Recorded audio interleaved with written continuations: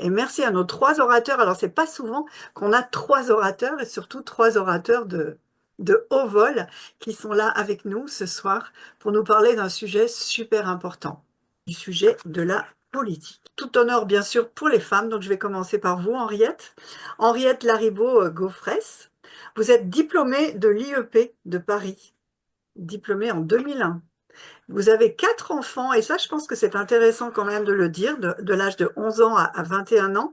Intéressant de le dire, pas parce que vous êtes une belle maman avec beaucoup d'enfants, mais aussi parce que ça vous permet de positionner votre engagement politique par rapport aux autres aspects de votre vie et de montrer que on peut être une maman, on peut avoir des enfants, une vie professionnelle et aussi être engagé politique. Donc voilà, ça veut dire qu'il faut apprendre à jongler aussi.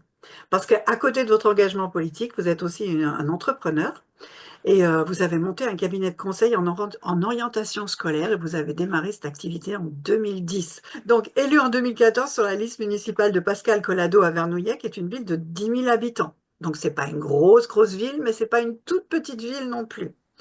Vous avez assuré le rôle de première adjointe pendant toute la durée du mandat, du Mhm. premier mandat. Puis vous avez été réélu en 2020 et là, vous avez assumé pendant 3 ans la fonction d'adjointe en charge du cadre de vie et du patrimoine. Aujourd'hui, vous avez pris un petit peu, vous êtes toujours dans l'équipe, mais vous avez pris un petit peu de recul en tant que simple Bien sûr, bien conseillère sûr, y a pas de souci. municipale pour mieux développer votre entreprise et arriver justement à jongler avec toutes vos responsabilités. Deuxième intervenant, Thierry Le Gall.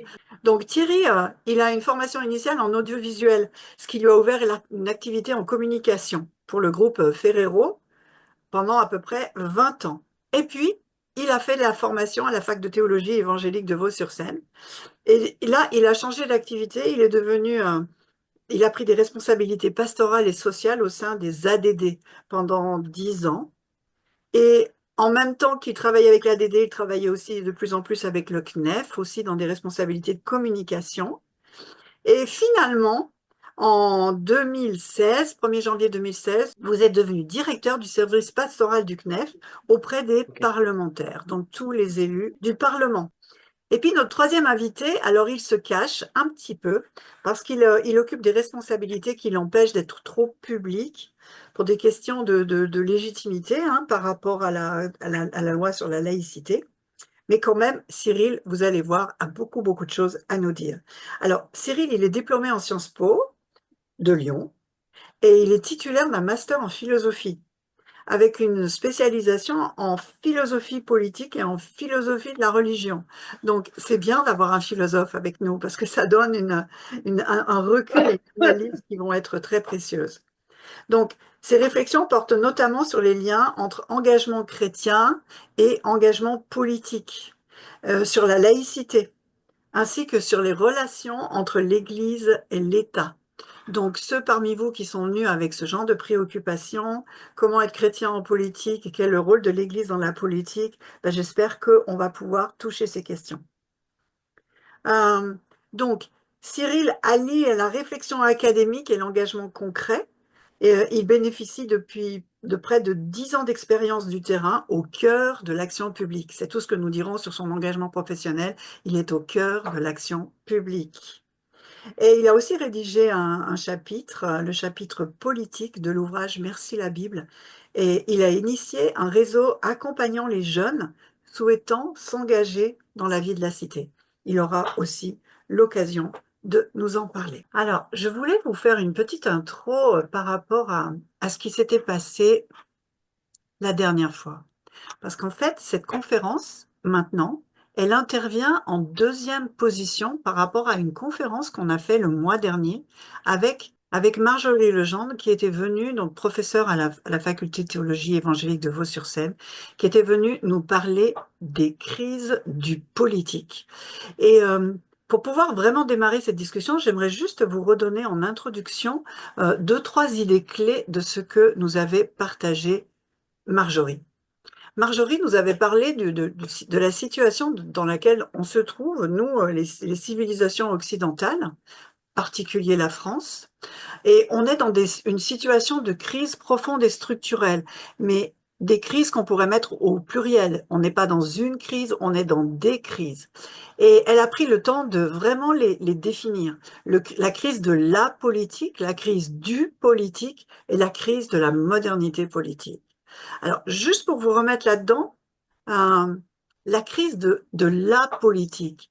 La crise de la politique, c'est la crise de la pratique de la politique. Et on voit des indicateurs très négatifs qui expliquent cette crise. Par exemple, le poids de l'abstention, la défiance envers la classe politique, les crises des partis politiques traditionnels et la montée des partis extrêmes. Et on a beaucoup discuté la dernière fois de toutes les causes de cette crise de la politique. Et on a trouvé des raisons éthiques, des raisons liées à notre rapport au temps. Il faut que ça aille très très vite. On est toujours dans l'actualité avec le système médiatique, alors que la politique ne peut s'établir que dans la durée, sur le long terme. Et donc là, il y a vraiment des conflits très très profonds pour exercer la politique. Pour des raisons économiques aussi, ça ne vous échappe pas que tout est en train de se chambouler beaucoup, et aussi pour des raisons idéologiques. La politique n'est plus perçue comme quelque chose qui va changer la vie. Donc ça, c'est la première crise, la crise de la politique. La deuxième, elle est plus profonde. On descend chaque fois dans la profondeur. La deuxième, c'est la crise du politique. Le politique, c'est les conditions de pouvoir exercer la politique, c'est-à-dire la définition que l'on donne à des mots comme le contrat social, notre manière de nous penser en tant que collectivité, la capacité à vivre ensemble. Donc, les causes de ça, c'est le triomphe du libéralisme depuis la chute du mur de Berlin, et aussi les crises de l'État. Et crise de l'État-nation, on sait très bien que c'est difficile de savoir aujourd'hui, hein, avec toutes les différentes redevabilités de l'Europe et de la nation au sein de l'Europe et au sein de différentes autres alliances, de trouver qu'est-ce qui est vraiment de l'État, l'État-nation, qui n'a plus tout à fait tous les pouvoirs sur l'État. Et puis aussi la crise de l'État-providence qui s'est construit et qui aujourd'hui a bien du mal à colmater les brèches et les attentes qu'il a voulu créer. Et la dernière crise, c'est la crise de la modernité politique. En tout cas, c'est la crise de l'envie de politique. Pendant longtemps, on élisait quelqu'un pour qu'il sauve le monde, pour qu'il sauve une situation. Mais aujourd'hui, on est de plus en plus blasé par rapport à ça, parce qu'on se rend bien compte que les hommes politiques sont limités par nature, mais ils sont aussi limités aux entournures par les systèmes de contre-feu qu'il y a de toutes sortes d'instances dans lesquelles ils se trouvent. Et du coup, euh, cette, cette capacité de la politique de vraiment répondre aux besoins de la société semble vraiment erronée. Mais la première de mes questions, c'est, puisque la politique est en crise, avec un S, des crises multiples, que la société semble fonctionner difficilement, qu'est-ce qu'il faut faire, nous, en tant que chrétiens? Est-ce qu'il faut s'engager en politique, c'est-à-dire prendre part à ce chaos et en porter conjointement la responsabilité, ou au contraire, faut-il sagement s'en retirer et dire non, c'est pas dans la politique que se trouve notre salut? Faut-il ou pas s'engager en politique quand on est chrétien? Je veux bien commencer et ouvrir le bal en prenant la parole. Merci Si je Henriette. suis élue, c'est bien que je réponds positivement à cette question. Et donc j'ai franchi le cap effectivement en 2014 avec cette idée, mais qui m'est très personnelle, de me dire toujours, je peux pas et je peux difficilement critiquer une quelconque décision si, alors que potentiellement je peux être actrice et ce sur le plan local. Voilà, j'ai toujours eu un peu en tête cette idée de dire on peut pas regarder les trains passer sans monter dedans. Et c'est un peu dans ce sens-là que j'ai perçu mon engagement de manière très active localement dans la politique. Donc ça, c'est une question de caractère, mais est-ce qu'il y a une question, une réponse théologique? Est-ce que le chrétien doit ou ne doit pas au niveau théologique? Est-ce que c'est une position de chrétien d'être là, dans ce magma-là, en tant que chrétien, au niveau théologique? Bonsoir à toutes et à tous. La Bible nous enseigne d'être sel et lumière. Et pour être sel et lumière, il faut être connecté au monde. Comme l'a dit Mhm. Henriette, est née chez elle une conscience politique, une conscience que le monde pouvait tourner sans elle, et elle a décidé que le monde, un jour, que le monde tourne avec elle, avec son petit grain de sel. Alors oui, nous sommes quelques millions de grains de sel dans le monde, ça commence à faire une belle salière, et je dis souvent qu'un chrétien connecté d'aujourd'hui est un chrétien qui lit sa Bible et qui lit le journal ou qui lit en tout cas les bonnes informations sur les bons réseaux. Donc je crois que si nous voulons être sel et lumière et redonner ou communiquer l'espérance, y compris en politique, il nous faut nous intéresser à la vie de notre pays, au temps que nous vivons et aux valeurs que nous pouvons communiquer ou partager, que nous soyons impliqués dans l'engagement politique ou que nous soyons engagés dans le tissu associatif. Je pense que la place des chrétiens est aussi dans la société française, pas forcément avec une prise de pouvoir politique, mais pourquoi pas avec un projet politique. La Bible a un projet politique, mais pas de prise de pouvoir pour imposer la foi chrétienne au monde. Ok, on va y revenir, on va développer tous ces points. Cyril, Ouais, quelque chose à Ouais, ajouter? juste pour compléter, Non. qu'on le veuille ou non, qu'on le veuille ou non, de toute façon, la question, elle est presque fausse parce qu'on est embarqué. On est sur le même bateau, on est dans le même bateau et on vit en démocratie et chacun d'entre nous, du moment où on dispose et on jouit de ses droits civiques, doit et est appelé potentiellement à avoir un droit de vote et à participer au moins par le vote à la décision politique. Donc, qu'on le veuille ou non, la question est, voilà, on est embarqué.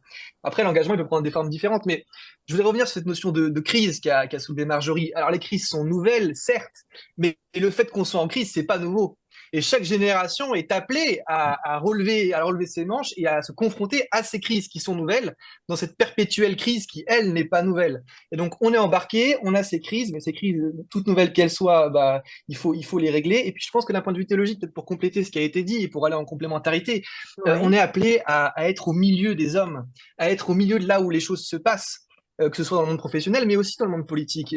Dieu voulait la politique en tant que mandat général, et on est appelé aussi à être dans ce milieu-là. Donc c'est aussi une manière de témoigner, pour rejoindre ce que disait Thierry, d'être celle et lumière, concrètement d'être au milieu des gens. Et puis à titre personnel, je pense, et je pense qu'ils seront d'accord avec moi, pour dire que le milieu politique, c'est un milieu aussi où on peut exprimer de l'amour, un amour envers son prochain direct, envers ceux qu'on voit, mais aussi envers ceux qu'on voit pas. Et ça, c'est aussi une des raisons pour lesquelles moi je trouve que c'est une belle vocation.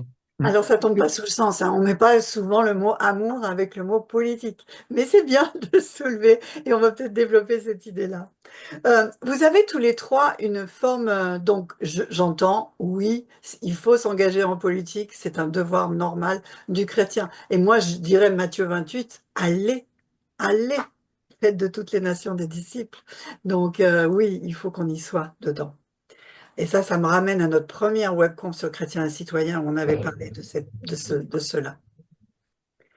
Euh, donc, la deuxième question, c'est, vous êtes ici, là, tous les trois, on est tous, donc, aussi je retiens de Cyril qu'on est tous engagés, qu'on le veuille ou non, on est dedans. On est sur le bateau. Après, on va vouloir tenir le manche ou pas, mais on y est, on est dans le bateau. Donc, il y a différentes formes d'engagement politique. Les uns et les autres, quand je vous ai présenté, on les a vus, ces différentes formes d'engagement politique. Alors, ce qui m'intéresse, c'est pourquoi vous avez choisi celle-ci particulièrement, ou quelles sont les formes d'engagement politique que l'on peut relever dans la société. Cyril, peut-être pour commencer. Oui, oui, oui. C'est vrai que quand on réfléchit à la politique, on pense tout de suite au mandat politique. Henriette, on est représentante ici. Le mandat politique, c'est la première chose à laquelle on pense. Mais la politique, c'est bien plus large que ça. La politique, ce grand bateau qu'est la politique, si on l'a dit, les citoyens qui ont le droit de vote, mais c'est aussi tout un tas de vocations et de métiers qui sont autour du mandat politique et qui participent à l'élaboration de l'action publique, et ce qu'on appelle les politiques publiques. Ça va être les collaborateurs d'élus. Aujourd'hui, dans un monde où la politique est de plus en plus complexe et les élus ont besoin de gens autour d'eux qui ont une expertise technique, qui ont Mhm. un sens aussi de la communication, etc., pour les aider à mettre en œuvre la politique qu'ils veulent mener, à comprendre toute la complexité du droit en vigueur, qui est un droit très, très complexe, tous les enjeux géopolitiques, etc. Les élus ont besoin d'une expertise autour d'eux qui peut être là, qui peut prendre la forme de collaborateurs d'élus, qui peut prendre aussi la forme de fonctionnaires, de hauts fonctionnaires, d'experts qui vont venir alimenter et informer le politique pour qu'il puisse prendre ses décisions. Et puis la politique, c'est aussi large. On a besoin de gens qui réfléchissent sur la politique. On a parlé tout à l'heure de la philosophie, de la théologie politique. On a besoin de penseurs qui se demandent quelles sont les différentes articulations, qui se posent des grandes questions un petit peu théoriques, parce que les idées Mhm. elles ont des conséquences concrètes sur le Mhm. réel. Ce qui est enseigné aujourd'hui à l'université, ce sera les idées des gens du commun de demain. Donc on a Mhm. aussi cette dimension-là politique qui est à prendre en considération. Et puis je pense qu'il y a une autre caractéristique, une autre composante qu'on appellerait l'influence. Le mot méchant un petit peu, c'est lobbying, mais c'est plaidoyer, c'est porter des convictions, porter des réalités de groupes concrets. Je pense à Porte Ouverte, par exemple, qui fait en ce sens-là, par exemple, une action politique, où elle va Mhm. porter la voix de ceux qui ne peuvent pas parler ou ceux qui sont muets et qui souffrent, Mhm. par exemple, de persécution. Voilà, toutes ces composantes-là forment la politique, forment l'action publique, et il ne faut pas simplement le réduire au mandat politique, tout aussi important soit-il. Merci. Donc, Oui, en fait, on peut tous être impliqués dans la politique à un degré divers, quoi. j'ajouterais que dans les milieux Oui. chrétiens, depuis plusieurs siècles, on voit aussi des chrétiens s'engager dans le rôle de sentinelle ou de lanceur d'alerte. Le plus connu Oui. parmi nous, c'est Martin Luther King, qui est un protestant évangélique baptiste. La voie prophétique de l'Église que d'être observateur attentif de la société pour Oui. pouvoir la commenter, pour pouvoir faire des recommandations, mais pas simplement des critiques stériles, être aussi force de proposition. Et en ce sens, les parlementaires avec lesquels je travaille apprécient les recommandations et les commentaires que nos églises et nos associations peuvent faire. Je travaille de près avec Portes Ouvertes, par exemple, concernant l'Église persécutée, mais aussi avec d'autres. Et donc, les parlementaires, contrairement à ce que nous pourrions croire, apprécient, et le ministère de l'Intérieur également, les Mhm. commentaires, la vision que nous pouvons avoir sur la société, le temps qui passe, et les recommandations que nous pouvons faire, mais toujours sans projet de prise de pouvoir politique, uniquement pour enrichir la pensée et la réflexion, pour aller vers quelque chose de mieux, dans la mesure du possible. Est-ce que vous pouvez donner un ou deux exemples très très vite, juste nommer de lois ou de discussions dans lesquelles le CNEF a été impliqué tout récemment et qui ont pu influer la loi Le Conseil finale? national des évangéliques de France, au travers de son service juridique, a fait des recommandations, par exemple, sur la loi confortant les principes de la République, Mhm. qui a été organisée, pensée surtout pour lutter contre l'islam radical ou l'islam politique. Et donc, Mhm. toute la difficulté a été de trouver un équilibre entre protéger les instances de la République contre des lois religieuses et préserver les libertés fondamentales des autres religions, et dont les chrétiens, qui ne sont pas ciblés par cette loi. D'accord, donc la loi sur le séparatisme, ouais. Et je pense par exemple aussi à la loi sur l'euthanasie, là, qui est en travail. Alors le projet de loi n'est pas encore, il n'est pas encore en Non, il rediscussion, n'est pas encore mais ficelé, bien effectivement, sûr. nous avons été largement auditionnés sur ce projet de loi, et nous Mhm. nous attendons aujourd'hui avec, avec attention la suite des débats. D'accord. Donc l'homme politique, il n'est pas tout seul en train de faire sa loi dans son coin. Il a Non. beaucoup de conseillers, il s'informe auprès des industriels, des psychologues, des philosophes, des sociologues, des gens qui savent, des gens qui connaissent le sujet. Il prend des points de vue, il est au milieu là. Et Oui, parce après, qu'un avec tout ça, un homme politique, il fait quelque chose dans la mesure de ses moyens. un homme politique, et en particulier un parlementaire, mais c'est aussi valable pour le maire d'une commune, quelle que soit sa taille, doit prendre des décisions dans des dizaines de champs de compétences dans lesquels il n'est pas Mhm. expert. Et Bien il le sûr. reconnaît. Et personne n'a la science infuse, d'où l'importance d'être entouré de bons conseillers, que ce soit dans un conseil municipal d'un village ou d'une ville, et c'est valable quelle que soit la taille du territoire. Et lorsqu'il s'agit de prendre des décisions pour l'avenir du pays, alors oui, effectivement, un homme Mhm. sage, une femme sage s'entourera de conseillers pour pouvoir prendre une décision éclairée. En tout cas, c'est notre prière. D'accord. Et parlons franc jeu aussi, si je peux me permettre. Aujourd'hui, rares sont les hommes politiques qui rédigent quoi que ce soit au niveau des lois, etc. Ils n'ont pas le temps pour ça. Très concrètement, ceux Oui, qui rédigent les lois aujourd'hui, ce bien sont les sûr. fonctionnaires, les hauts fonctionnaires quand il s'agit d'un projet de loi, et quand il s'agit d'une proposition de loi, ça va être l'ensemble des fonctionnaires du Sénat ou de l'Assemblée nationale qui vont donner un coup de main, plus qu'un coup de main parfois pour permettre la rédaction au sens juridique du terme, et puis les collaborateurs d'élus. L'homme politique aujourd'hui n'a pas forcément le temps. Alors évidemment, il prend la pleine autorité sur ce Bien qui a sûr, été oui. écrit, évidemment, bien sûr, mais il n'a pas le temps concrètement de rédiger. D'accord. Bien, donc nous sommes tous appelés, en tout cas possiblement, engagés en politique. Mais il y a quand même un mandat particulier, n'est-ce pas, Henriette? Il y a Je ne sais pas quelqu'un s'il qui est tient le particulier. flambeau. En tout cas, il a une saveur particulière, effectivement. Alors, comment ça s'est passé pour vous que vous avez été élue et devenue première adjointe dans une ville moyenne comme ça? Juste un Alors, petit témoignage. Moi, c'est parti d'un engagement. Donc, comme vous l'avez dit tout à l'heure, j'ai 4 enfants et j'étais très engagée au niveau des écoles, des écoles de mes enfants. Et donc, en 2013, voilà, fort de ce petit réseau que j'avais tissé au travers des écoles, une personne de l'équipe de Pascal Collado est venue me chercher. Voilà, très honnêtement, j'avais pas forcément prévu de m'engager, donc c'était pas dans un plan de carrière ou une volonté active de ma part. Mais lorsqu'on est venu vers moi, je me suis posé la question avec mon mari de savoir si c'était quelque chose qui pouvait être intéressant, et donc j'ai franchi le pas. Voilà. Et assez rapidement, j'ai pris un petit peu de quelques responsabilités au niveau de la campagne municipale. Et voilà, mon engagement a été d'une certaine manière récompensé par ce rôle de première adjointe qui m'a été décerné et qui a été un rôle très actif sur le premier mandat, même plus que très, très, très actif, Ben oui. parce que j'avais un maire qui était relativement peu présent, alors que moi, j'étais très présente. Voilà, donc j'ai beaucoup, beaucoup, beaucoup travaillé. J'y ai passé énormément de temps et d'heures, voilà, à m'engager localement pour mes concitoyens. Alors, à l'échelle locale en tant que première adjointe et à l'échelle intercommunale en tant que conseillère communautaire. Voilà, c'est-à-dire le regroupement des communes auxquelles j'appartenais, 73 communes qui font partie de mon intercommunalité et pour lequel j'avais aussi un rôle à jouer. Voilà un petit peu l'histoire de mon Alors, je vais rester avec vous, puisque maintenant on va parler un petit peu de l'expérience du mandat politique. Euh, donc, c'était nouveau pour vous, vous avez été élu, vous êtes tombé dans le bain, c'est pas forcément facile. Euh, donc, quel a été votre ressenti? Quelles ont été les réalités de terrain que ce choix de devenir élu dans le conseil municipal comme premier adjoint, qu'est-ce que ce choix vous a permis de réaliser, d'influencer?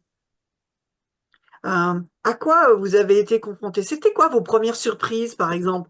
Faites-nous partager un petit peu ça et qu'est-ce que vous êtes content d'avoir réalisé et puis ce que vous auriez vu, ce que vous y avez vu que vous ne pouviez pas réaliser. Voilà, faites-nous sentir un peu tout ça. Alors, ce qui m'a particulièrement plu au départ, c'est que l'équipe et le projet que l'on présentait était vraiment appuyé sur cette idée du vivre ensemble. Et c'était un peu notre fil rouge tout au long de la campagne, et c'était vraiment le fil rouge aussi de notre programme, de travailler à se vivre ensemble. Je suis sur une commune de 10 000 habitants, mais extrêmement éclatée, avec voilà, une population très, très, très diverse, aux attentes différentes, et une population qui de plus en plus se sépare et se divise sur tous les plans, sur le plan social, sur le plan religieux aussi, avec la montée d'un certain nombre de prérogatives des uns et des autres. Et donc, on avait vraiment cette envie de travailler sur le vivre ensemble. Sauf que le vivre ensemble, ça ne se décrète pas. Et donc, il faut agir pour le vivre ensemble. Et c'est vraiment quelque chose qui m'a beaucoup plu. Euh, et voilà, sur des petits projets, comme sur des projets plus importants, toujours avec ce fil rouge, on a essayé de mettre en place des choses. Alors, je peux donner quelques exemples Mhm. qui me sont particulièrement chères. Par exemple, j'ai beaucoup travaillé sur le dialogue interreligieux. Voilà, au niveau de ma commune, avec à peu près toutes les grandes religions monothéistes qui sont représentées. Et j'ai souhaité voilà, créer des moments où les responsables religieux localement se retrouvaient pour échanger avec la population, voilà, donc sur des thèmes assez, enfin, toujours définis à l'avance. Voilà, un autre projet que j'ai trouvé très intéressant, c'était celui de travailler par exemple sur le marché de Noël, Mhm. voilà, qui avait une tendance fâcheuse à aller de plus en plus vers un aspect très commercial et en oubliant voilà, un petit Bien peu sûr. les valeurs. Alors nous, évidemment, en tant que chrétiens, marché de Noël, tout de suite, ça fait tilt. Et on se dit comment, en respectant évidemment le principe de la laïcité, en restant, voilà, en mélangeant pas mon statut de chrétienne et mon statut de politique, mais comment on peut œuvrer pour mettre des petites choses en place. Et voilà, donc là, j'ai travaillé avec les communautés chrétiennes de la ville pour voir comment on pouvait donner un peu une autre dimension à ce marché de Noël. C'était quoi, finalement, cette autre dimension? C'était l'idée de confier aux églises locales ben, un peu plus de responsabilité pour être visibles et pour qu'elles aussi s'engagent dans l'organisation de ce marché de Noël. Voilà, donc la ville était l'organisateur global et ensuite on faisait appel à un certain nombre de partenaires, dont les églises locales. Euh, Mhm. Voilà, pour qu'elles soient ouvertes, pour qu'elles puissent être présentes aussi sur des stands et qu'on ait autre chose que du bon foie gras et des Barbe macarons. à papa, ouais. Euh, voilà, donc ce sont sur ces choses-là qu'on a essayé de travailler. Voilà, moi j'ai aussi beaucoup aimé, beaucoup apprécié le fait d'être au contact de tant de personnes différentes au niveau de la ville, que ce soit au niveau des maisons de retraite, que ce soit au moment des ben, voilà, quand on reçoit aussi dans les mairies des personnes qui ont connu un décès et qui viennent enregistrer un décès, ben, là aussi, en tant qu'élu, on a un rôle d'écoute, d'amour. Tout à l'heure, Cyril en parlait. Voilà, on est là pour montrer notre présence. Voilà, quand on célèbre des mariages, c'est un élément Mhm. plus sympathique, mais voilà, on a au quotidien, l'occasion de rencontrer énormément de personnes dans des circonstances extrêmement différentes. Et à chaque fois, et moi j'ai toujours vécu aussi ça comme l'idée d'être une petite lumière Oui, c'est partout ça. où j'étais.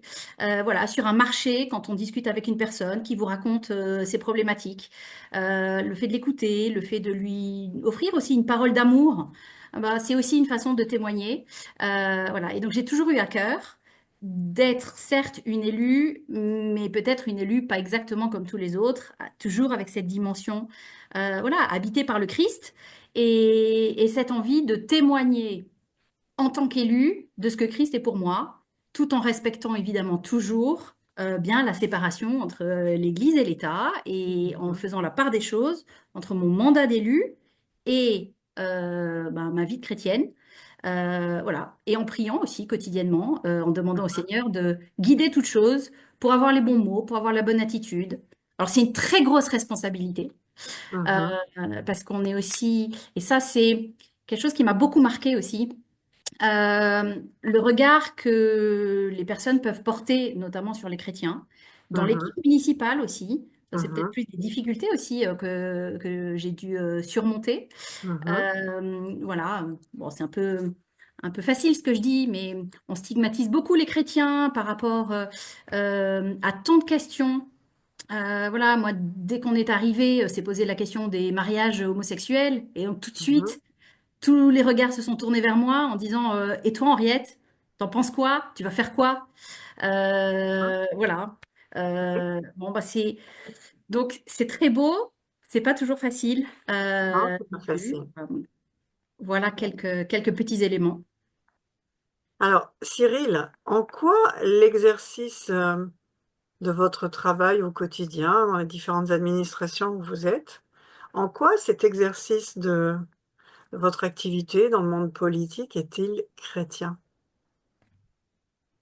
Ouais, il y a un style chrétien. De la même manière que pour les amateurs de football, on reconnaît Ronaldo, Ronaldinho à son style. Je pense que on peut reconnaître normalement un chrétien qui est impliqué dans ces sphères-là, mais aussi dans d'autres sphères, évidemment, à son style. Alors, à quoi ça correspond? Évidemment à des valeurs. On l'a dit, je l'ai dit tout à l'heure, à cette orientation vers l'amour, l'amour de son prochain, concrètement.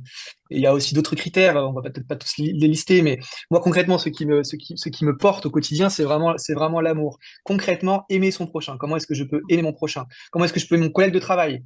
Comment est-ce que je peux être une lumière et un témoin pour lui dans ce que je dis, dans ce que je fais?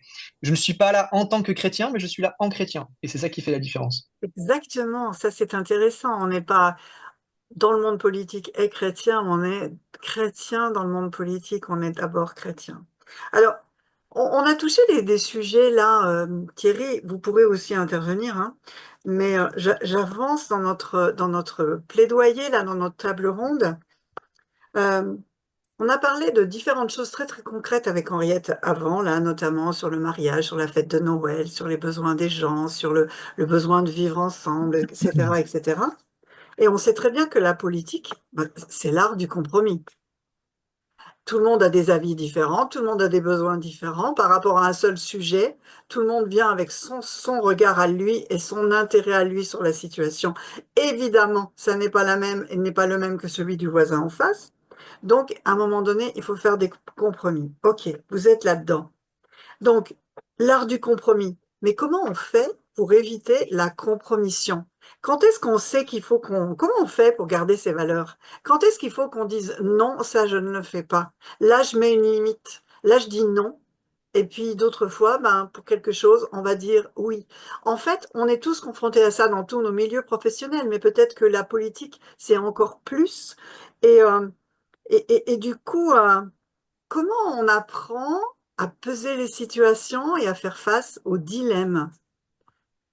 Alors, moi, c'est une question qui revient de manière récurrente avec dans tous mes entretiens pastoraux avec les J'imagine. parlementaires.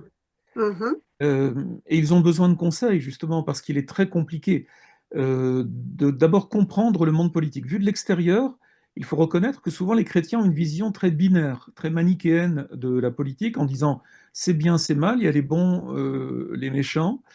Or, la réalité, c'est que la politique, elle est faite par des humains qui sont touchés par l'humanité, c'est-à-dire des forces et des faiblesses, et aussi par le péché. Et lorsque nous entrons dans des sphères de pouvoir, que ce soit le village de 200 habitants ou une agglomération de 11 millions d'habitants, voire un pays entier, vous allez vous retrouver à gouverner avec des personnes qui sont différentes de vous. Et le deal que vous allez passer, c'est d'essayer de travailler ensemble à aboutir vers des solutions d'intérêt général, C'est qui ça, soient, qui correspondent à un instant T, à la meilleure réponse apportée à un défi. Alors, ça peut être la gestion des ordures ménagères comme l'avenir de la sécurité intérieure d'un pays. Donc, la première chose, c'est d'apprendre à débattre, à écouter l'autre, à se remettre en question, Mhm. mais à le faire, comme le disait Cyril tout à l'heure, avec de la bienveillance, mais de la justice.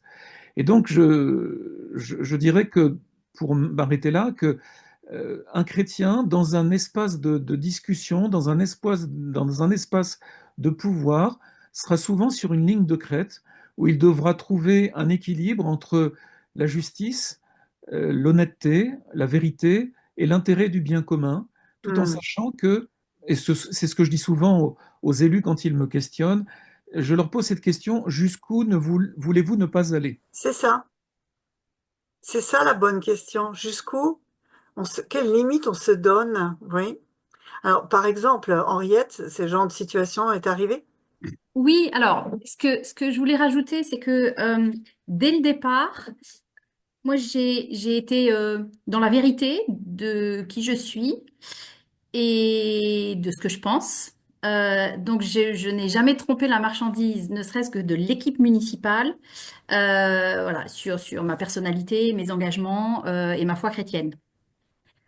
Et en fait, je me rends compte que j'ai vraiment été gardée tout au long du mandat et je le suis encore. Ben, clairement par la grâce de Dieu, en n'étant jamais confrontée à des situations inextricables.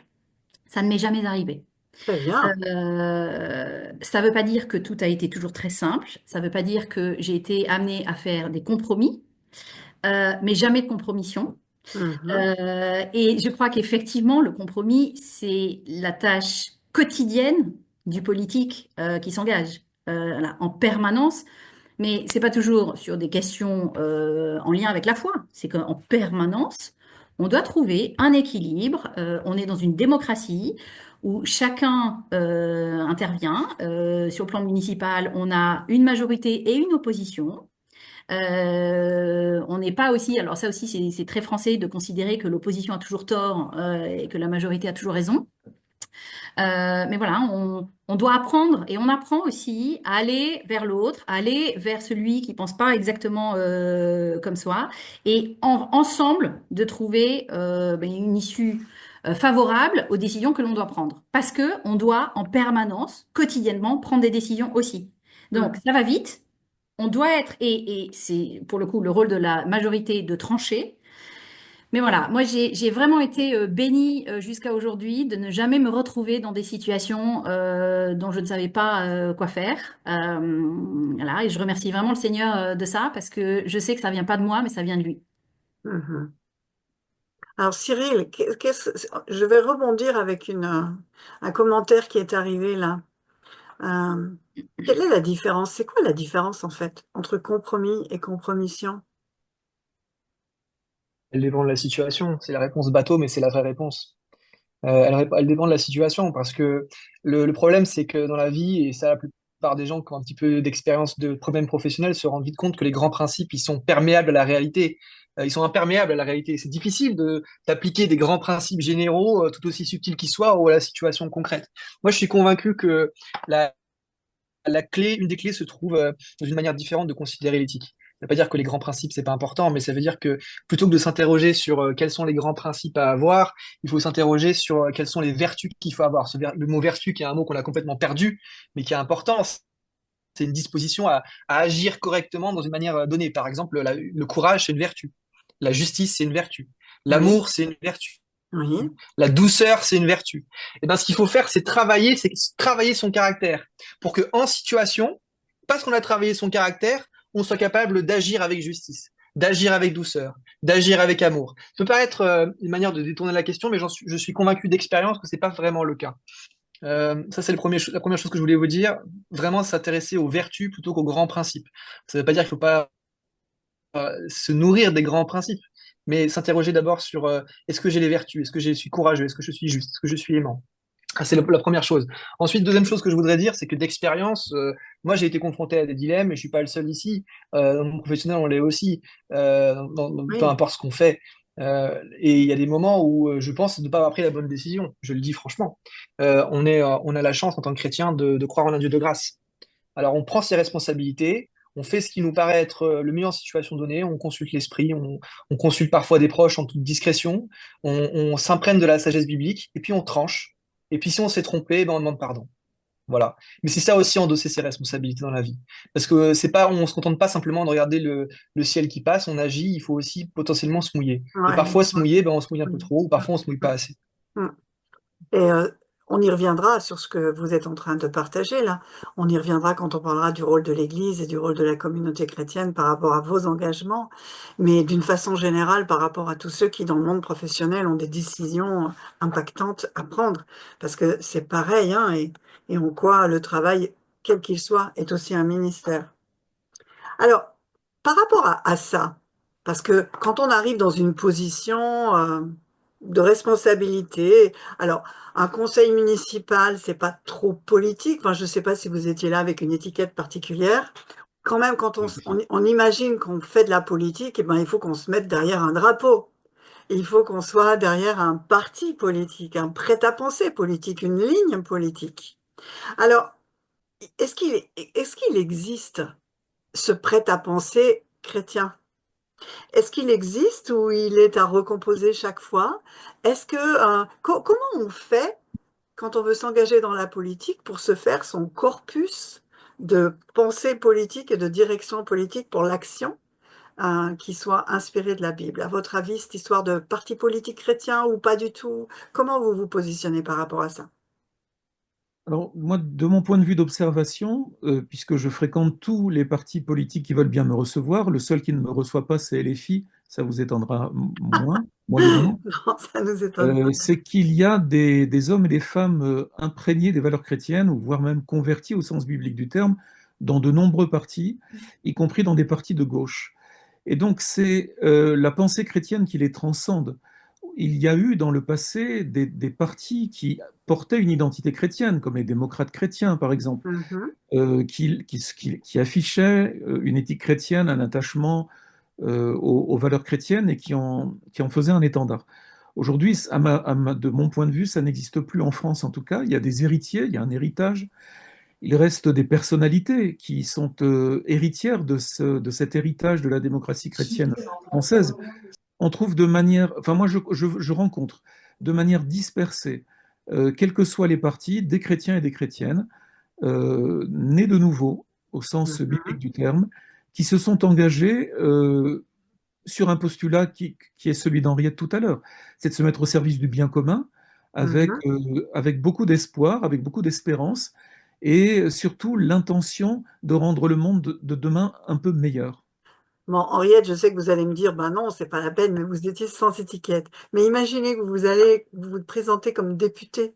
C'est difficile d'y aller sans un parti politique qui est derrière vous. Et du coup, comment on fait? Comment on y va? Ou même quand on se positionne et qu'on se dit, voilà, je vais me présenter à une élection majeure, comment est-ce qu'on fait sa déclaration de foi? Vous savez, tout ce que l'homme politique doit dire pour se présenter, pour dire sur quoi il veut fonder son action, etc.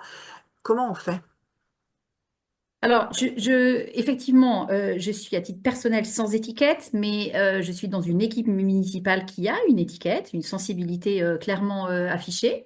Voilà, et pour moi, c'est pas du tout un gros mot, bien au contraire. Et en revanche, je suis assez, enfin, ouais, je trouve extrêmement intéressant de pouvoir échanger avec tant de chrétiens qui sont engagés en politique et qui ont des sensibilités qui sont pas forcément les mêmes que les miennes ou que les mêmes que celles de mon équipe municipale.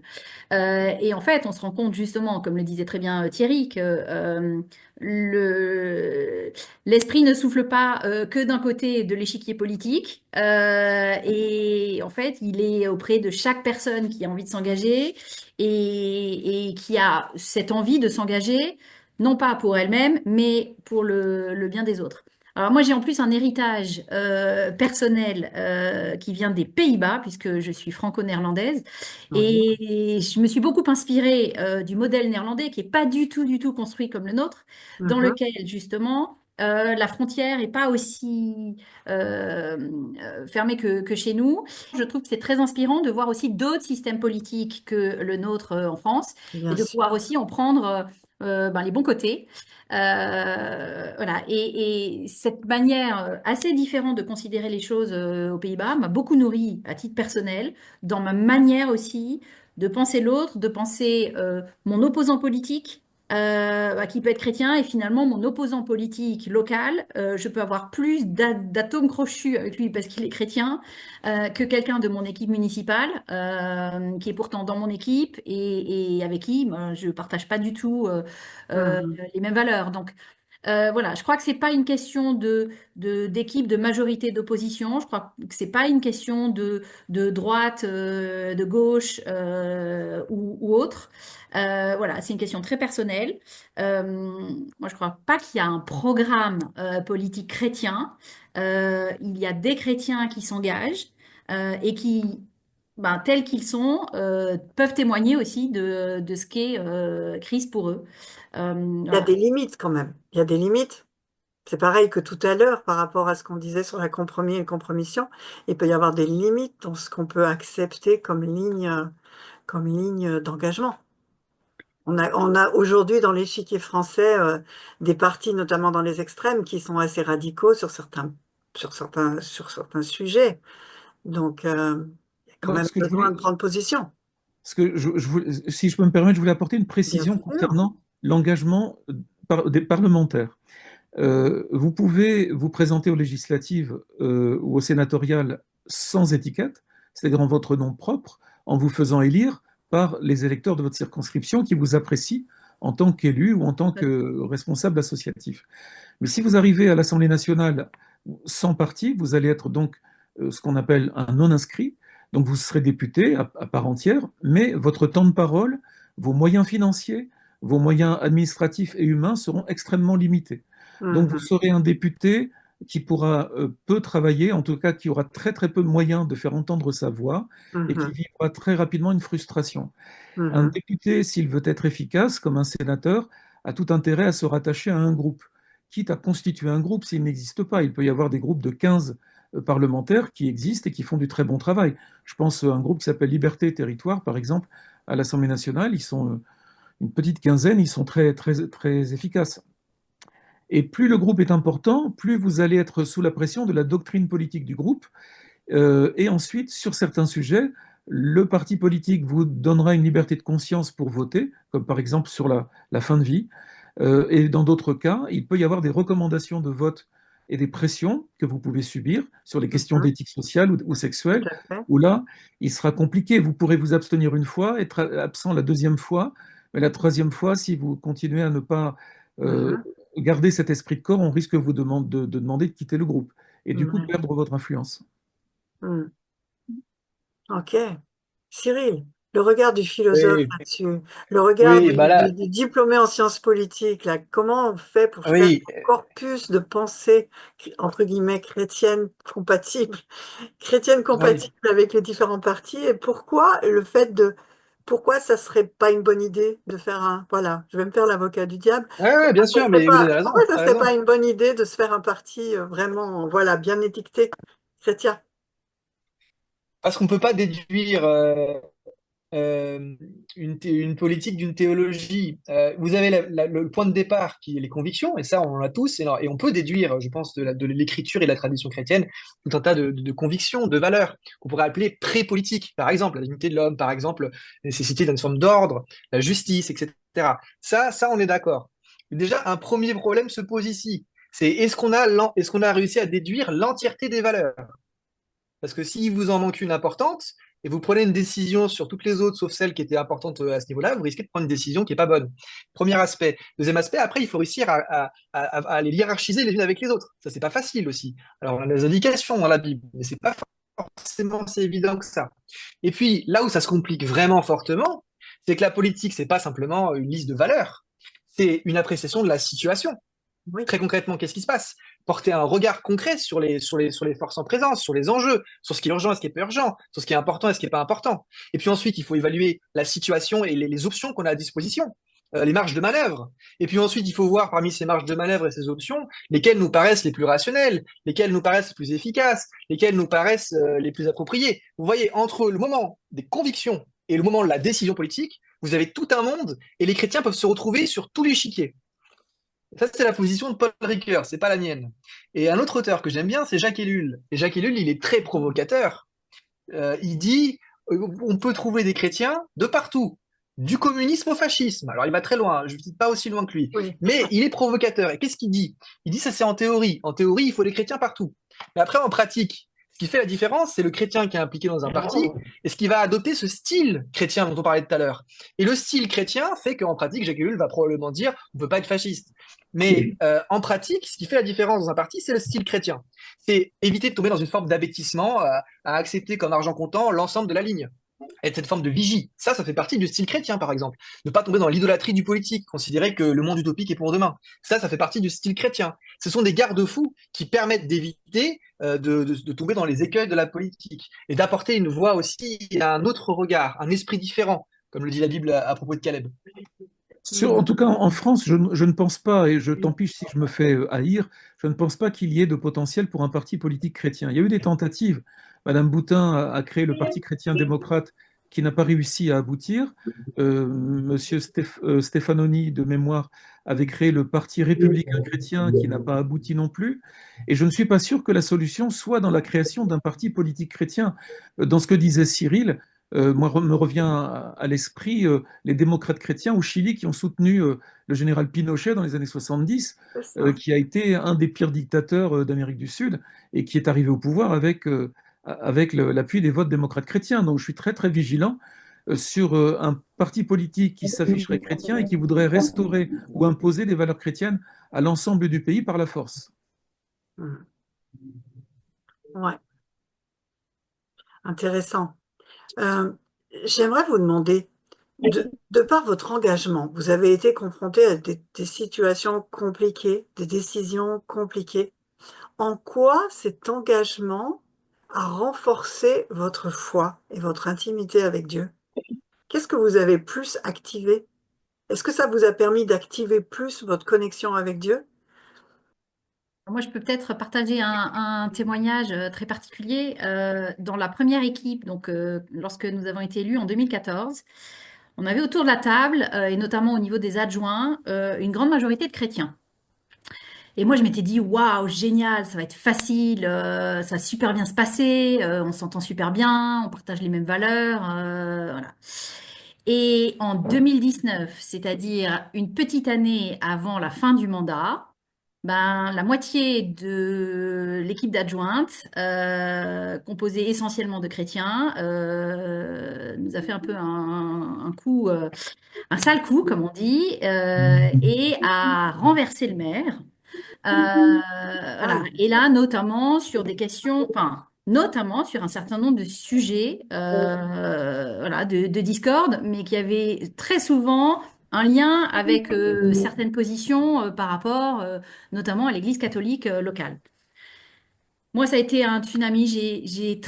Enfin, ça a été extrêmement difficile pour moi de vivre ça, à double titre. D'abord parce que j'avais l'impression que donc on montrait devant tous nos administrés une déchirure sur la base de questions religieuses. Donc, c'était très compliqué.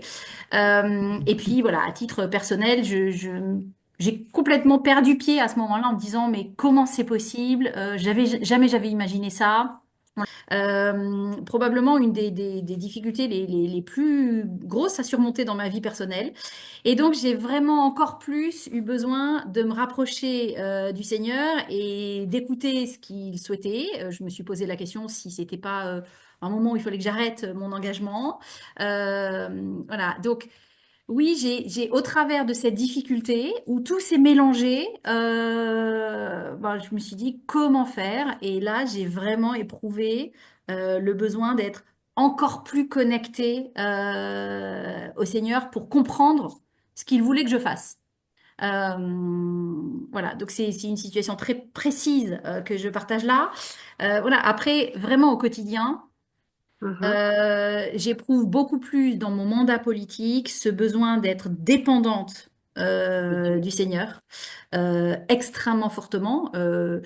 Voilà, je le ressens pas de la même manière sur mon engagement professionnel, mais sur mon engagement politique, clairement, clairement, mhm. parce que on est aussi beaucoup attaqué. C'est très beau et c'est très sympa d'être engagé, mais c'est aussi très dur. Et voilà, et donc pour rester les deux pieds ancrés au sol, pour garder la tête haute parfois, ben, on sent que tout seul, on n'y arrive pas et on a vraiment besoin. Et ça, je crois que c'est une force aussi incroyable de pas être tout seul, justement. Mhm. Et de se dire, voilà, Donc, il n'y a Seigneur, pas, aide-moi. donc, il y a pas une seule journée où vous n'êtes pas allé au travail, vous n'êtes pas allé là dans la mairie en vous disant, Seigneur, je vais avec toi, tu viens avec moi et tu me guides et tu m'aides et tu me montres ce qu'il faut voir et tu Complètement. me donnes la force et tu me donnes le courage de dire oui quand il faut dire oui, non quand il faut dire non et de trouver des moyens et tu es là avec moi. Ouais. C'est chouette parce que dans ces cas-là, on fait vraiment partenariat avec Dieu et Dieu il est avec nous là à côté et Complètement. c'est complètement Et cool. Oui. j'ai aussi ce bonheur de pouvoir partager depuis quelque temps avec d'autres chrétiens qui sont engagés en politique. Et c'est aussi quelque Mhm, chose d'hyper fort parce que voilà, on a aussi ben, d'autres oreilles, des personnes qui sont plus expérimentées et qui sont aussi capables de nous donner des conseils. mhm. Et ça, c'est ouais, un trésor aussi qui nous est donné. Et voilà, donc on a plein de ressources, mais on en a vraiment besoin. Parce qu'on se sent très, très, très, très, très petit dans la sphère du politique. Ouais. Et parmi tous les dons spirituels, le discernement, l'écoute, la connaissance, tout ça, lesquels sont les plus, on voit que Salomon, il avait la sagesse. Euh, Quels sont les dons auxquels on fait, enfin, qui vous semblent les plus précieux ou que vous avez demandé au Seigneur particulièrement dans l'exercice de votre foi? J'encourage souvent les politiques, enfin les personnes engagées en politique à demander les dons de révélation et de sagesse, le don du Oui, discernement, oui, la parole de connaissance, euh, le discernement et la connaissance, puisque vous vivez dans un monde, enfin lorsque vous évoluez en politique, vous évoluez dans un monde hyper concurrentiel. oui.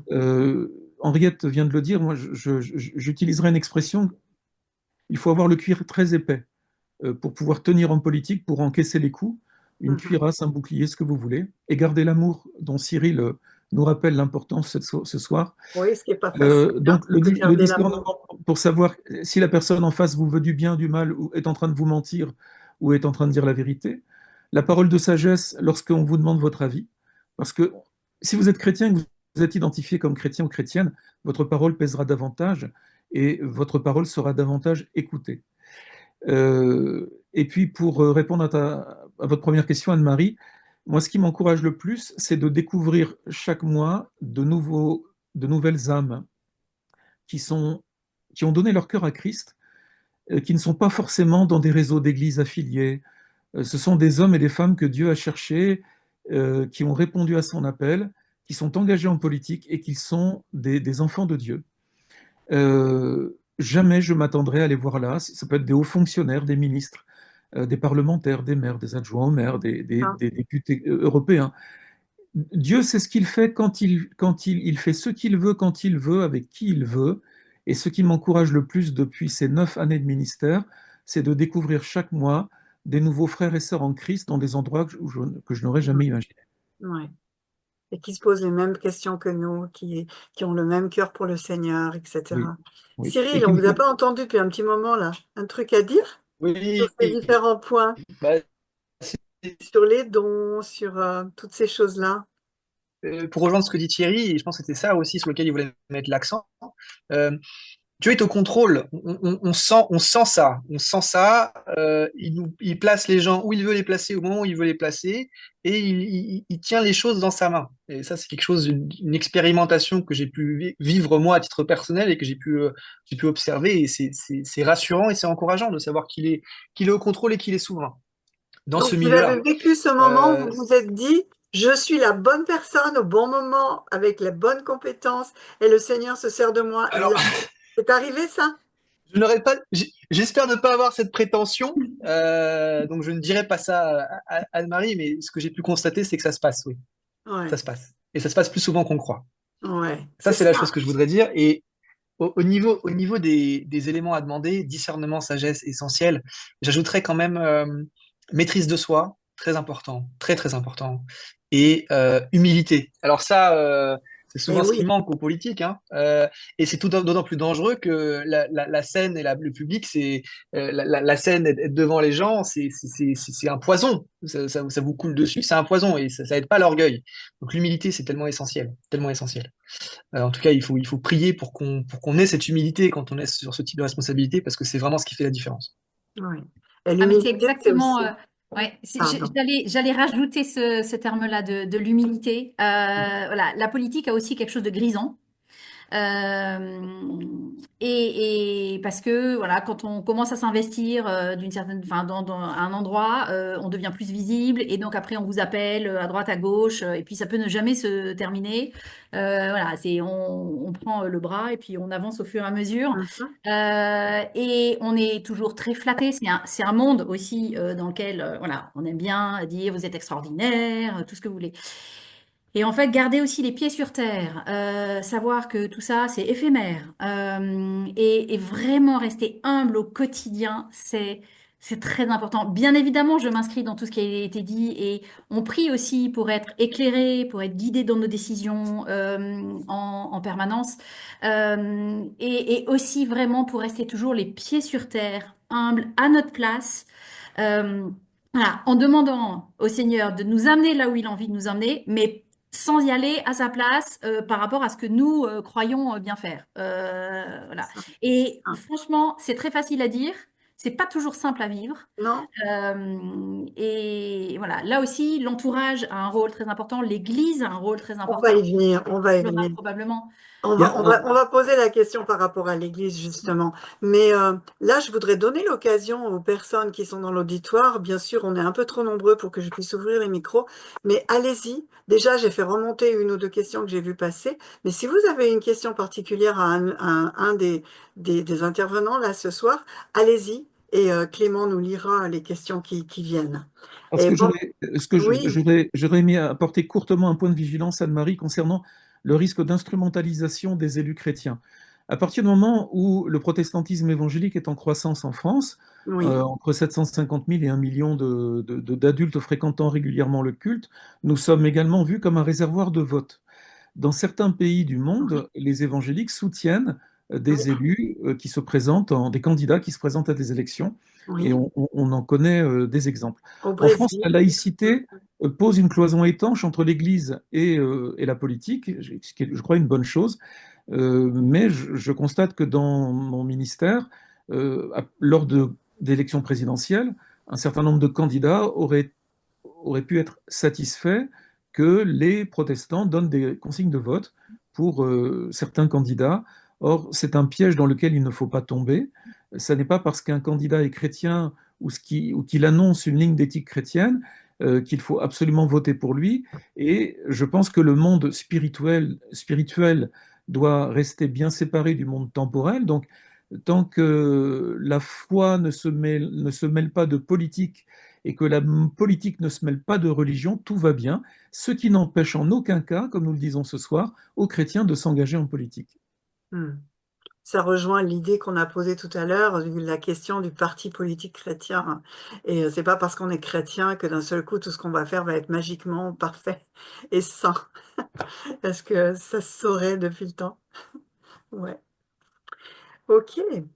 Est-ce que ça vous est arrivé aussi dans votre... Donc moi j'imagine, hein, parce que bien sûr tout ça, ça fait écho au ministère de ces proactifs et ce qu'on essaye nous d'enseigner au sein de ces proactifs, c'est de considérer son travail comme un lieu de ministère, un lieu où on sert le Seigneur, un lieu où on demande l'aide du Seigneur dans toutes les situations où on se trouve, pour poser les bonnes décisions, pour faire les bons choix, pour prier pour les situations où on se trouve, mais aussi pour prier pour les gens qui nous entourent. Alors j'imagine que dans vos pratiques quotidiennes, dans vos différents endroits de vie professionnelle, que ce soit dans la fonction publique ou que ce soit dans un cabinet de maire, euh, vous êtes amené à prier pour le conseil municipal, pour vos collègues, etc.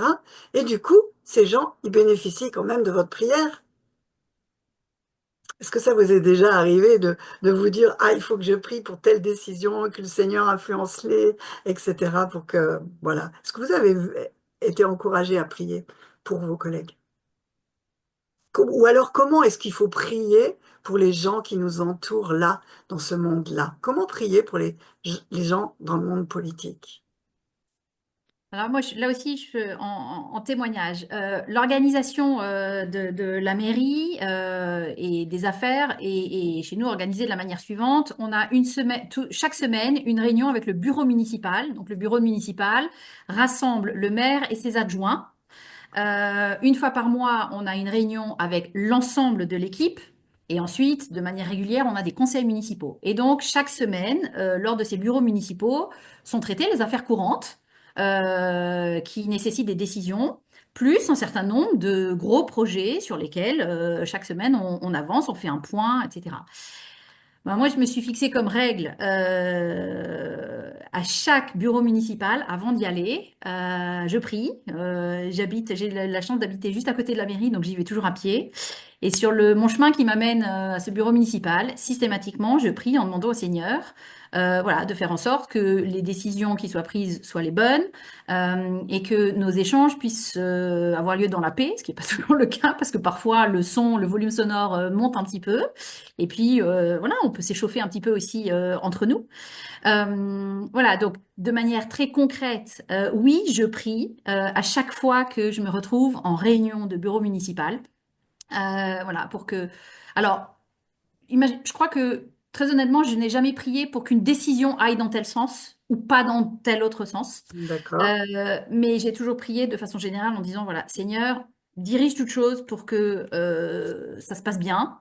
Voilà, aussi, protège-moi. Et je reviens sur un sujet dont on parlait tout à l'heure, hein, protège-moi de me retrouver face à des situations que je n'arriverai pas à gérer ou que je ne saurais pas gérer. Ah, ça, c'est concret. Euh, Mhm. voilà.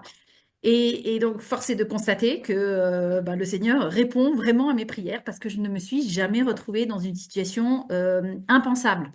Voilà. Il m'est déjà arrivé, et Cyril le disait tout à l'heure, de lever la main ou d'acquiescer une décision qui n'allait pas tout à fait dans le sens de ce que je souhaitais, mais sans jamais avoir à me retrouver face au sentiment d'avoir pris une très mauvaise décision.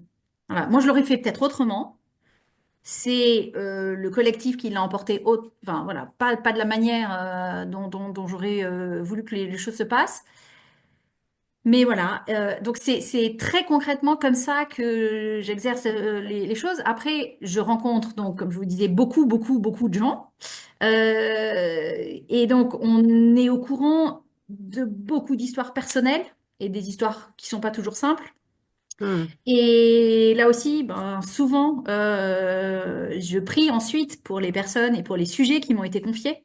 Là, donc ça, c'est plutôt dans l'autre sens, sans nécessairement le dire. Même le 2 tiers du temps, les gens le savent pas, mais je le fais. mhm, Euh, voilà comment j'exerce moi au quotidien la prière, à la fois pour demander au Seigneur de diriger les choses, et puis aussi pour confier au Seigneur des situations qui sont parfois complexes. hmm. Mm. Thierry, Ouais. Thierry, comment on... Parce que dans nos milieux chrétiens, c'est de bon ton de prier pour d'autres chrétiens, quand on a envie. Mais est-ce que... Voilà, on prie rarement pour des non-chrétiens.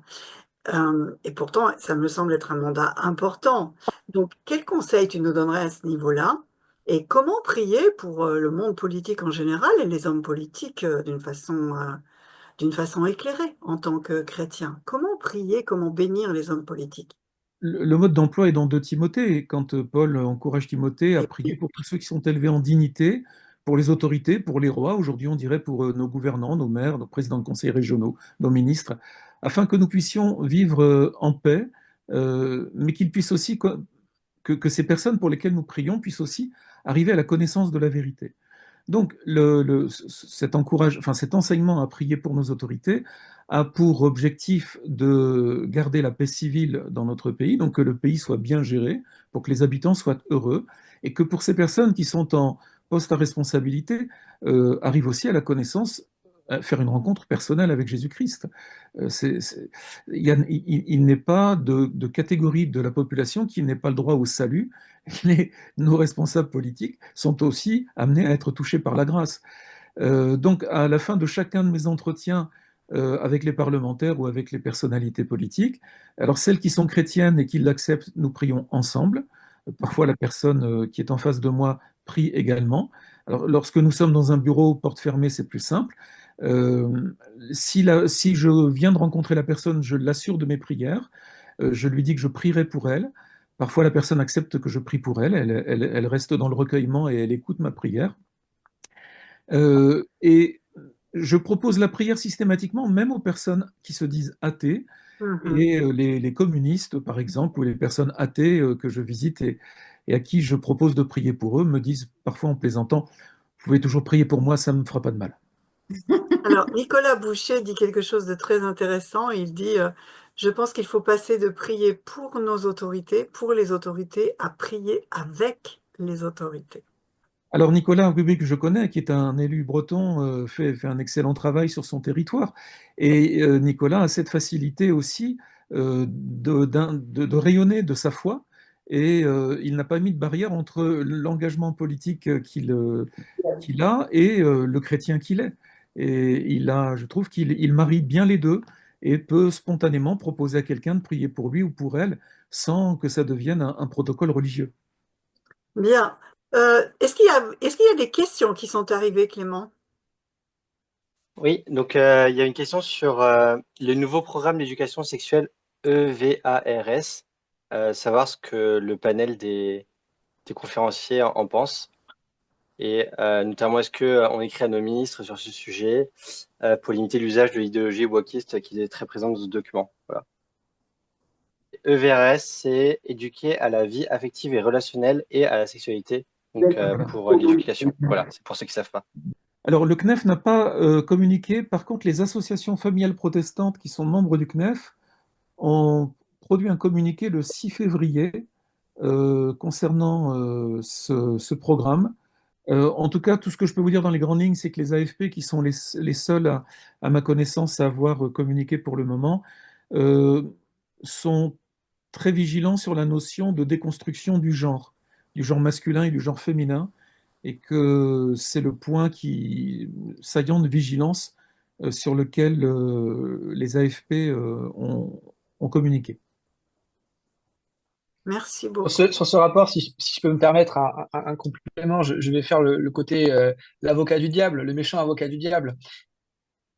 Je ne reviendrai pas sur ce qui a été mentionné, sur la question du genre, etc., qui est insérée, ça tout le monde le sait. En revanche, ce que je constate dans ce rapport, c'est une part belle faite à la prévention et au consentement chez les tout petits. Et j'ai pu constater que les milieux chrétiens ne sont pas épargnés. par les abus sexuels, on l'a vu avec la SIAZ, etc. Et cette insertion dans le programme sexuel du consentement, de on sait dire non, on apprend à l'enfant à dire non, je pense que c'est bienvenu. Alors après, sur le reste, je ne me prononce pas ce soir, Hmm. c'est ça. Ouais, là encore, il faut du discernement et il faut pas tout jeter a priori, quoi. C'est ça? C'est ça, Cyril? Oui, ce qui est, Ça. pardon, ce qui est mauvais dans le débat public, c'est l'outrance. Quand on veut se débarrasser ou quand on veut stigmatiser quelqu'un, on utilise des gros traits, on exagère, on est dans l'outrance. C'est comme quand on dit que les évangéliques sont les mauvais élèves du christianisme, c'est pas vrai. Il y a des dérives dans toutes les courants de pensée, dans toutes les religions. Il faut toujours recouper les informations. Et si vous entendez quelque chose qui vous trouve choquant ou effrayant, recoupez, allez chercher une deuxième source, une troisième source auprès de médias ou de gens sérieux et faites-vous une idée. Une question encore, Clément, et après il faudra qu'on Ouais, passe vers la fin, là, qu'on va tout doucement vers la fin de notre rencontre. ouais, il y a deux questions qui sont assez intéressantes. La première, c'est doit-on rentrer en politique par conviction, conviction personnelle, j'imagine, ou par appel clair du Seigneur, ou par obligation, comme Joseph et Daniel dans la Bible. Donc, doit-on rentrer en politique par conviction, un, ou par appel clair du Seigneur, ou par obligation, comme Joseph et Daniel? Je rajouterais même une quatrième option qui est par sollicitation, parce que beaucoup de chrétiens sont sollicités et entrent en politique sans l'avoir forcément prémédité. Je referme la parenthèse. C'est le cas d'Henriette. Exactement. Ouais. Tout alors, donc vous répondriez, toutes ces situations sont bonnes, sont valables. Ça peut être un appel très fort, ça peut être une sollicitation. En tout cas, moi, dans le panel d'élus que j'accompagne pastoralement, donc qui sont majoritairement des parlementaires, mais aussi des élus locaux, euh, il n'y a pas d'aspect, enfin moi je ne rencontre pas d'aspect mystique dans l'engagement politique. C'est d'abord une conscience politique qui naît, Henriette l'illustre bien, en se disant je ne peux pas rester sans rien faire. Il y a un moment où je me dis je peux apporter peut-être ma pierre à l'édifice, faire quelque chose avec beaucoup d'humilité, de manière modeste, et je crois que le Seigneur va m'aider à le faire, parce que je pense que c'est peut-être la saison de ma vie pour le faire. Quand on entre en politique, c'est pas forcément non plus pour la vie. On peut avoir une fibre politique naturelle chez soi et puis le donner pour un temps, parce que la politique est très chronophage et elle est aussi anthropophage. Donc il faut être vigilant aussi sur notre vie affective avec conjoint, notre conjointe et le bien de nos enfants. Parce que la politique est aussi à la racine de nombreux divorces et de tensions, de souffrances intrafamiliales. Donc voilà, il y a un équilibre à peser, mais je mettrais que le côté de l'appel spirituel, la vocation mystique d'un engagement politique, j'en connais peu en réalité. Hmm. Et j'imagine qu'on entre en politique, c'est dans un chemin. On n'entre pas en politique comme ça de rien du tout. Ah, poum, je deviens président de la République. On en a un comme ça qui est arrivé rapidement. Mais, c'est plutôt un cheminement. On s'implique dans la vie de la cité, dans la vie associative. On défend des causes et petit à petit, on se fait connaître et voilà, c'est une suite logique. C'est plutôt par entraînement. C'est un mode de vie. Je suis Petit pas à petit. complètement certaine que ce soit. Alors, ça dépend des univers et des niveaux d'engagement politique. À l'échelle locale, il y a quand même beaucoup. En fait, pour constituer une équipe municipale, il faut du monde. C'est évidemment proportionnel à la taille de la Taille de ville. la ville. Mais voilà, je peux vous donner l'exemple. Sur une ville de 10 000 habitants, ce sont 26, enfin non, ce sont 32 conseillers, 32 élus au total. Et du coup, bah, il faut aller chercher, et ça, c'est même pas au niveau des listes. Et donc, il y a autant de listes que souhaité. Et donc, il faut beaucoup de monde. Et donc, croire que les gens se sentent appelés et viennent petit à petit, évidemment, on va chercher dans le vivier du monde associatif, etc., parce que ce sont des gens qui ont déjà l'habitude de l'engagement. Mais pour avoir constitué du coup 3 listes en l'espace de 2 mandats, puisqu'on a eu une élection partielle, je peux vous dire que je suis allée faire toc-toc à certaines portes de personnes que je connaissais plus ou moins, en leur disant, tiens, qu'est-ce que t'en penses? Et en leur disant, tiens, bah, c'est une super aventure, rejoins-nous. Et ils disaient oui ou ils disaient non, et quand ils disaient oui, ça sortait de nulle part. Donc voilà, donc je suis pas certaine que ce soit toujours un cheminement. Ça D'accord. peut l'être. Voilà, mon expérience personnelle, c'est pas tellement un cheminement, puisqu'on est un peu venu me chercher et j'y avais pas pensé. En tout cas, pas à ce stade-là de ma vie. Voilà, mais Hmm. voilà, donc c'est ni oui ni non, mais toutes les situations sont possibles. Alors, il est temps de... L'heure a beaucoup avancé, hein, et donc je voudrais conclure avec une dernière question.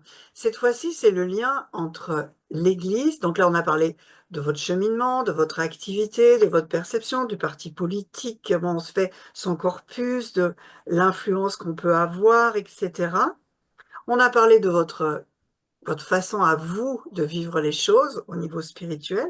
Maintenant, j'aimerais qu'on termine avec la dimension de l'Église.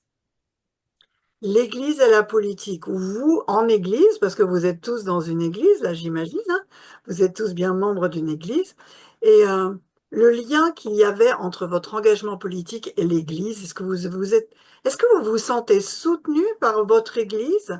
Et oui, non, et qu'est-ce que vous aimeriez dans dans les différents défis qui sont les vôtres, comment est-ce que vous aimeriez que l'Église puisse vraiment affirmer votre rôle, votre vocation, vos choix et vous accompagner? Qu'est-ce qu'il faut dire à l'Église? Oui, enfin, en introduction, parce que c'est Cyril et Henriette qui vont apporter le cœur de la réponse. Sociologiquement, pendant des décennies, la théologie, la doctrine enseignée dans les églises protestantes évangéliques en France, c'était une séparation radicale du monde du pouvoir, du monde de l'Église. Donc, c'était même pas une laïcité extrémiste, c'était une séparation de deux mondes qui ne devaient pas se fréquenter, et il était inconcevable pour un chrétien de s'engager en politique. Euh, les choses évoluent lentement. Les plus jeunes générations ont compris qu'elles avaient aussi leur place dans les conseils municipaux, dans les parlements et dans les gouvernements. Et donc, je crois que c'est davantage une mutation culturelle et sociologique qui est en train de s'opérer, mais nous partons de loin. Nos amis catholiques sont engagés en politique depuis très longtemps. Il y avait pas de barrière ni doctrinale ni culturelle pour un catholique de s'engager en politique. Chez les protestants évangéliques français, oui. Donc, cette barrière est en train de s'effacer progressivement. Nous sommes minoritaires en France, donc il faut reconnaître avec beaucoup d'humilité que les choses n'avancent pas vite, mais elles avancent, elles se structurent, et nos collègues pasteurs ont besoin d'être informés et rassurés sur ce qu'est l'engagement public du chrétien. Rassuré de quoi? Rassurés que la politique ne viendra pas s'immiscer, le discours politique ne viendra pas s'immiscer dans l'Église. Mais je dis à mes collègues pasteurs, rassurez-vous, la laïcité est là pour nous protéger.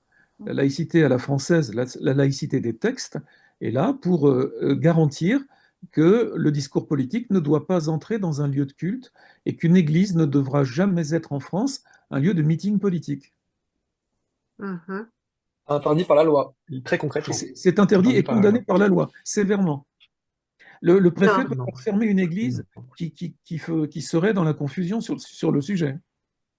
alors, vous deux qui êtes plus impliqués dans le concret, Henriette et Cyril, euh, qu'est-ce que vous attendez de l'Église? Comment est-ce que vous pourriez vous sentir soutenu, porté par l'Église? Et aussi, quels sont les bénéfices pour l'Église que vous soyez là en tant qu'engagé dans le monde politique? Je pense qu'il y a plusieurs. Moi, de mon expérience personnelle, j'ai alors pas forcément par mon église locale quand j'étais jeune, parce que je sais qu'ils ont une vision qui est certes la leur, mais ils ont toujours eu ça à cœur. Mais j'ai pu être confronté à des discours de style la politique c'est le diable, mettre la main là-dedans, c'est Mhm, compromettre sa foi, etc. Ce genre de mhm, discours, je pense que c'est le rôle à la fois du pasteur et aussi des membres de l'Église d'avoir un discours plus subtil, plus nuancé. Il ne s'agit pas d'être naïf par rapport aux dangers propres à la politique, mais il s'agit de reconnaître que c'est un mandat que Dieu veut pour l'ordre de la société, pour la justice, et et il aime concrètement aussi Dieu, les gens à travers la politique. Donc du coup, c'est quelque chose, c'est un discours qu'il faut pouvoir promouvoir. Ça, c'est la première chose que j'ai pu expérimenter, qui aurait pu être un blocage pour ensuite une appétence et une envie de m'inscrire là-dedans. Un autre élément qui était très important pour moi, je pense, c'est vraiment que l'Église soit prise pour les autorités. On a parlé tout à l'heure de prier avec, mais il faut prier pour. Et je pense Mhm. que c'est pas encore assez fait, assez régulièrement. Mon Église locale le fait dimanche après dimanche, et je leur suis très reconnaissant, Ah parce oui, qu'on est appelé à le faire. Et ça, Paul et Pierre sont d'accord les deux, et ils le répètent. Priez pour les autorités afin qu'on puisse mener une vie paisible. Troisième aspect, et après je m'en arrêterai waouh. là, L'église où on on prie prie pour tous les les autorités, dimanches mais il y pour a les comme, autorités. Waouh, c'est super. eh ben, soyons audacieux. Et troisième aspect, et après je m'arrête là, j'ai presque l'impression parfois qu'on prie pour les autorités en partant du principe qu'ils ne sont pas chrétiens. Alors encore une fois, j'ai pas en tant que chrétien, je l'ai dit, mais pourquoi pas prier aussi pour les autorités, pour qu'il y ait des chrétiens qui soient là-dedans. Quand on prie pour les autorités, prier aussi pour ceux qui sont chrétiens et qui sont dans ces milieux-là, pour qu'ils puissent être scellés la lumière.